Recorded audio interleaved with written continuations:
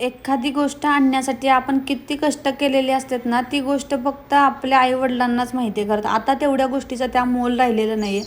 इथं टाकी गळत होती ना, म्हणून पप्पा त्याला रिपेअर करत होते आणि मुलं बघा त्यांचा काही पिच्छा इथं पण सोडत नव्हती. दुसऱ्या दिवशी सकाळी जरा लवकरच उठलो होतो, कारण आम्हाला थोडं बाहेर जायचं होतं. आता इथं सकाळी-सकाळी मग शरूला खायला लागतं, म्हणून उपमा बनवायला घेतला होता आणि चपाती, भाकरी वगैरे बनवून वहिनीनं घेतल्या होत्या. सोबत लहान मुलांच्यासाठी म्हणून खाऊ घेतला होता. बाहेरचं खाण्यापेक्षा कधीही घरचा खाऊ नेहमीच चांगला. आमच्यासाठी चटणी आणि लोणचं पण सोबत घेतलं होतं. पाणी पण आलं होतं, म्हणून सकाळी-सकाळी पाण्याची थोडीशी घाई चालली होती आणि त्यानंतर आम्ही सगळेजण रेडी झालो आणि मस्त निघालो आमच्या पुढच्या प्रवासाला. जाता-जाता आमचा आवरून होईपर्यंत मुलांची अशी पळापळ चालू होती आणि त्याच्यामध्ये त्यांची झाली भांडण. आता भांडण झाल्यावर शरू लागला इथं रडायला.